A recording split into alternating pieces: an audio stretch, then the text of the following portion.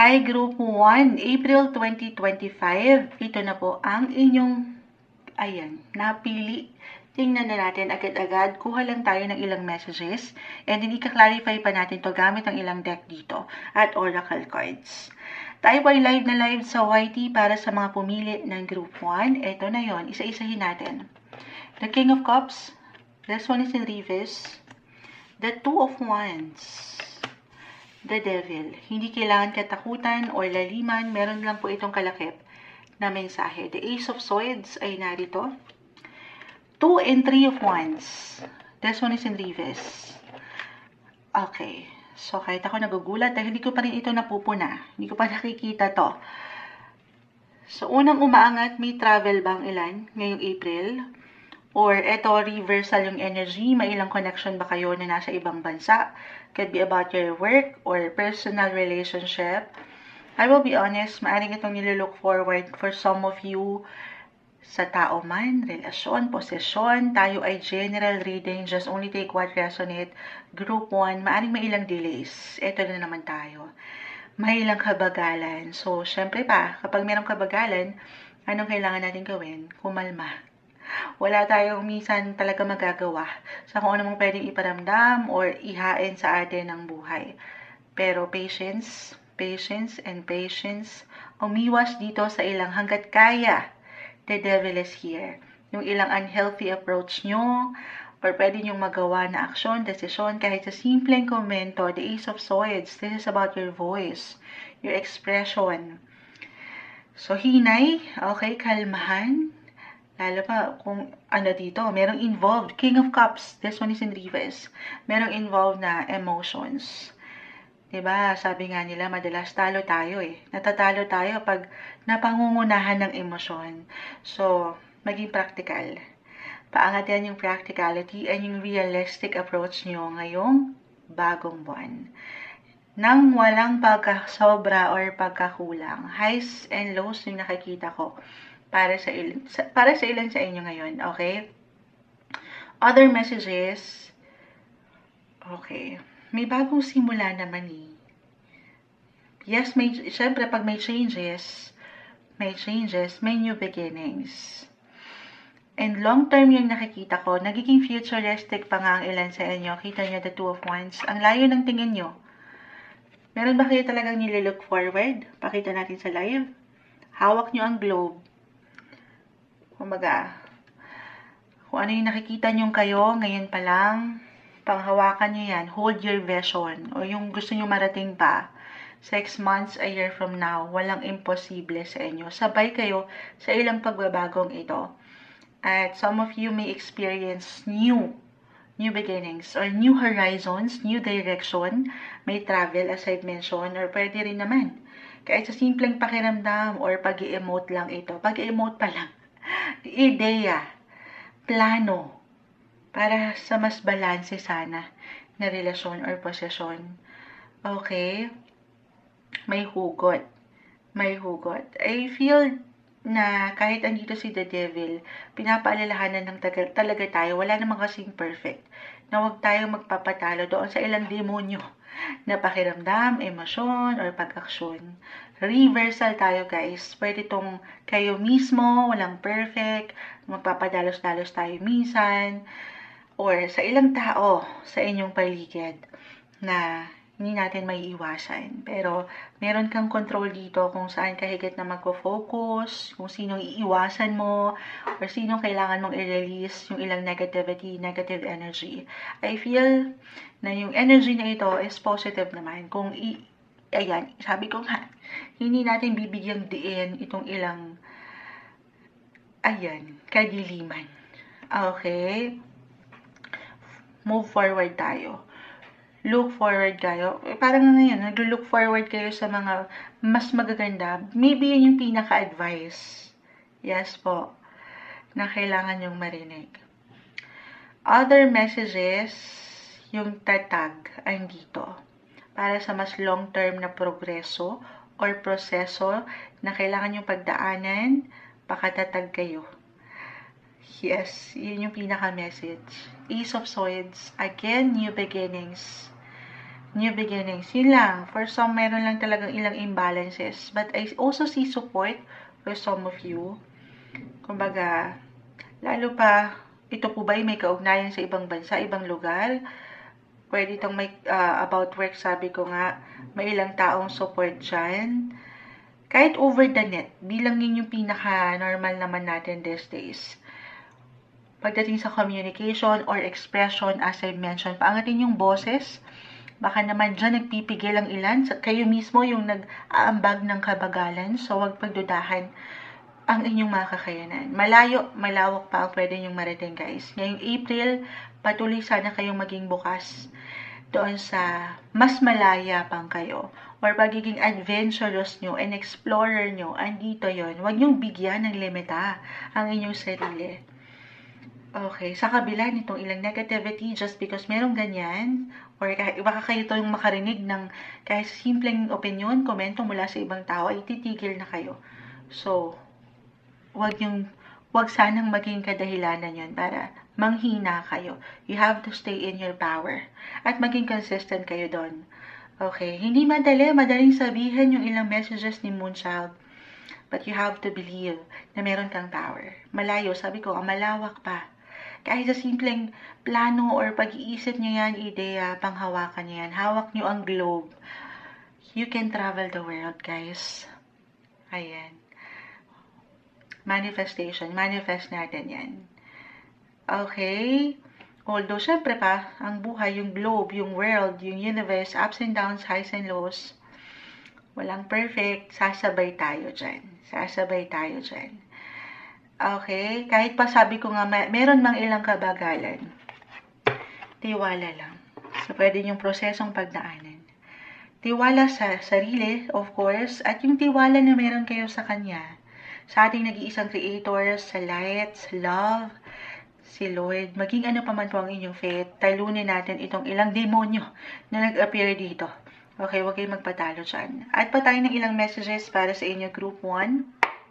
Ano bang kailangan marinig ng mga taong ito? Wala sa ilang barahang bumagsak. Guidance po. Ayan, may gustong bumagsak. Message, April 2025.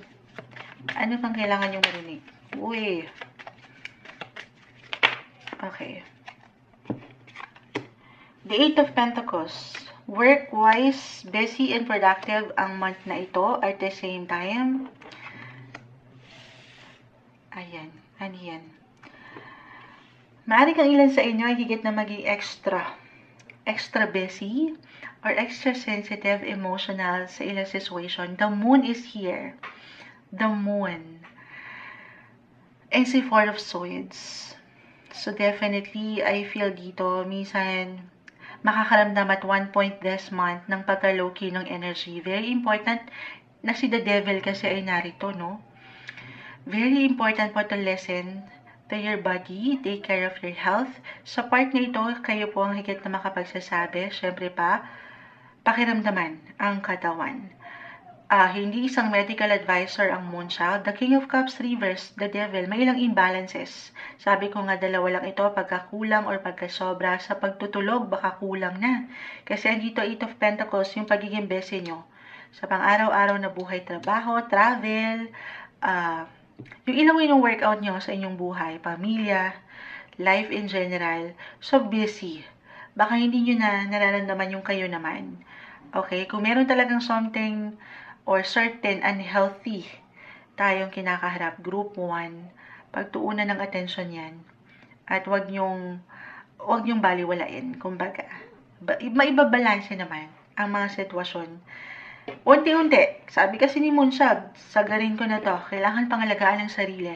Hindi isang medical advisor again ng Moonchild. Unti-unti ito, huwag nyo namang i-pressure yung sarili nyo na kailangan overnight healthy, super healthy na ako, or sexy na ako. Parang, note to self kay Moonchild.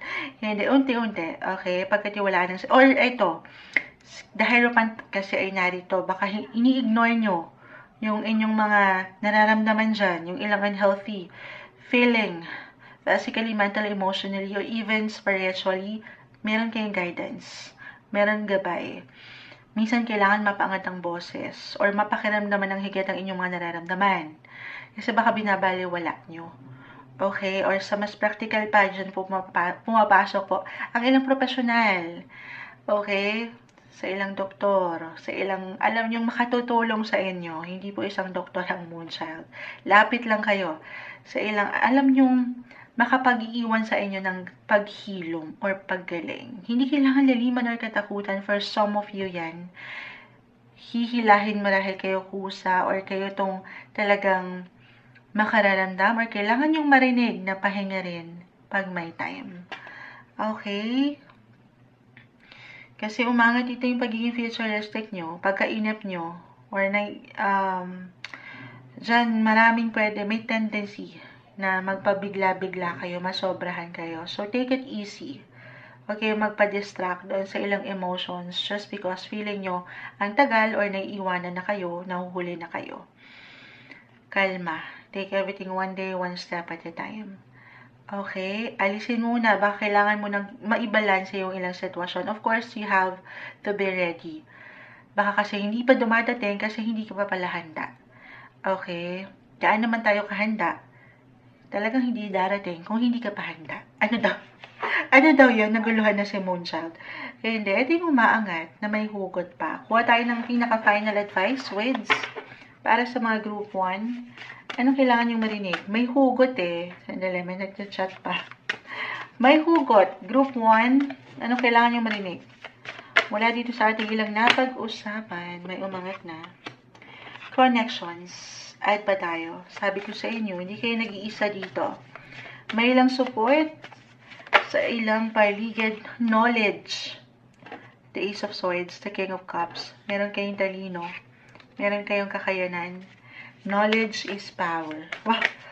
Parang kasabihan yun. Hindi, add tayo. Add pa tayo. Gamitin nyo yung talino, yung pagiging practical at hindi tayo magpapatalo sa emosyon. Lalo yung ilang unhealthy emotions. Sabi ko sa inyo, practicality. Balance practicality and spirituality. Parang yun yung kay Moonology eh. The devil is here. The Hierophants. So, ano yan? Joy! Deserve nyo ang maging masaya. Mula sa ilang connection or travel, it doesn't matter naman. Umangat kasi yung travel eh. Kahit sa simpleng pagpaplano, maring makatulong yan para sa ilan sa inyo. Iba-iba tayo ng paraan eh. Kung saan tayo higit na magiging kalma, payapa, masaya. Deserve nyo maging masaya. For some of you, ayan o. Joy. Kasi may pagkaseryoso akong nakikita sa inyong baraha. So, kalma, may ilang connections na pwede kayong malapitan, paangatin ng boses, kahit sa simpleng pagpapayo, merong nariyan. Hindi kayo nag-iisa. Yun yung pinaka-advice na nakikita ko para sa inyo ngayong bagong buwan ng April 2025, Group 1. Okay, so start na po tayo sa mga Group 2 na pumili, April 2025. Tayo ay live na live sa ating YT. Babalikan ko kayo, baka sakali makatugon pa po ako ng ilang questions after nito. Okay, tingnan na natin, kunin natin itong pinaka set of cards. Ayan o. Pakita natin sa camera. Group 2, April 2025. Isa-isahin po natin and then pag-usapan at i-clarify pa natin yung ilang sitwasyon gamit ang ilang baraha pa na narito. The Ace of Wands, Group 2. The Emperor. This one is in reverse. Six of Swords, reverse. Page of Cups. And the Six of Swords, Six of Wands, reverse. Okay. Group 2. Group 2. Eto, sa mas practical tayo. Nakukuha yung message na parang ano no. For some of you, just only take what resonate. Pwede itong mag-apply, life in general, sa ilang sektor. Tayo ay general reading. Sektor ng pag-ibig, trabaho, Six of Wands, proyekto, maging ano pa man yan. Maaring ito, if ever meron ba kayong napornadang ilang plans, kahit ano pa man yan. Again, saan man kayo higit na nag-iiwan ng priority, especially. Halimbawa, yung ilang New Year's resolutions nyo. Andito na kasi tayo, April na. Yung mga New Year's resolutions na kung saan sa unang linggo lang tayo magaling. About, ano to, pag-jeta ba ito? Note to self ata kay Moonchild ito. Ito kasi yung ano nakita natin dito yung ilang unfinished business. Or ilang, sabi ko nga, pwedeng travel din for some. Yung ilang lakad na hindi matuloy-tuloy, na kasama ang ilang katrabaho, kapareha, yung ilang napornada. Pinapaalalahanan ka dito ng baraha, group 2, na hindi pa huli ang lahat. Ayan. Hindi pa laging huli. Laging merong bagong simula. Pagkagising mo sa umaga, everyday, every gising is a blessing. Parang ganon. Yung Ace of Wands, Page of Cups, New Beginnings. Yung feeling na nakikita ko dito, April 2025, parang January lang ulit. Parang ganon. You're out with the old and in with the new. Meron kayong gustong makitang improvements or developments para sa mas magandang pag-move on or pag-move forward sa inyong mga buhay na ang ganda. Hindi pa huli ang lahat. Kung ano man yung gusto nyong baguhin, ayusin, kumpunihin sa inyong mga tahanan, trabaho, hindi pa huli ang lahat. Baka kailangan lang marinig yan ng ilan sa inyo. Yun yung unang message na nakukuha ko. Or kung meron talagang hugot, okay, mapaposession man, could be about personal or professional life nyo, guys. Depende. Ito actually, 6 of Swords, kita mo siya. About relationship po ito, sa mas practical. 6 of Wands is about your career. This one is reverse. Ayan. General reading kasi tayo. So, definitely, hindi lahat, huwag natin ipilit yung ilang messages na hindi para sa atin. If this is about your position at work, maaaring kailanganin kayo or kailangan mo tong higit na bigyan ng proteksyon. Ayan. Sa'yo pa rin yan. Nandyan ka pa rin. May magandang posibilidad. Actually, private achievement yan. Meron kang ilang magandang possibility. May success. I-claim na natin. Lalo pa kung hindi mo susukuan. Patuloy kang maniniwala sa iyong kakayanan. Or if this is about relationship, andito po yung bagong simula. Aangat yung pagiging young at heart or kid at heart nyo. Parang merong manunumbalik, may magbabalik, someone from the past, or merong susubok ulit. Kasi meron pang stock up or na-trap sa relasyon. Reversal ang energy, pwede itong sa'yo mismo mag-apply or sa ilang kakonekta mo sa iyong paligid. Okay, so medyo complicated kasi dalawa yung nakukuha ko about work and relationship. Or the Emperor, maaaring merong someone, it could be one of your former workmates or boss na kontakin ka out of nowhere na, uy, balik ka dito sa kumpanya ko. Ayan. Dito sa aking workplace kasi kailangan pala kita. Makikitaan ka ng, sabi ko, ayun, private, or nakikitaan ka na ngayon pa lang nung potential ng someone na nakatataas. Yes po. Hindi mo pa man yan ma-realize, pero umaangat ka. Kaya naman, mayroong kabagalan for some of you. Pero, may pag-level up. May improvements. Lagi mong tatandaan yan. Parang ipupush kayo, or isi-shake kayo ng universe ngayong April, towards dito sa alam niya, okay, alam ng nasa taas, kung saan kayo higit nararapat.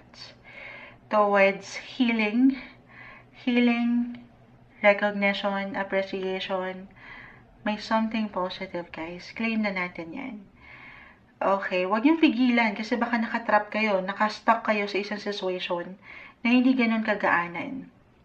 So, definitely, walang mangyayari doon sa inyong mga little zone or comfort zone. Mas maging bukas sana kayo sa ilang possibility na meron pang pwedeng i-offer sa inyong buhay. Meron pang chance na maibalanse, maiwasto again, or mas magampanan nyo yung mga pangarap nyo pa. You have to believe in your dream and make it happen. Group 2. Napakaganda naman nun. Believe in your dream. A dream, believe, survive. Parang starstruck. Ayan. Merong healing, guys. Ace of Wands, new beginnings.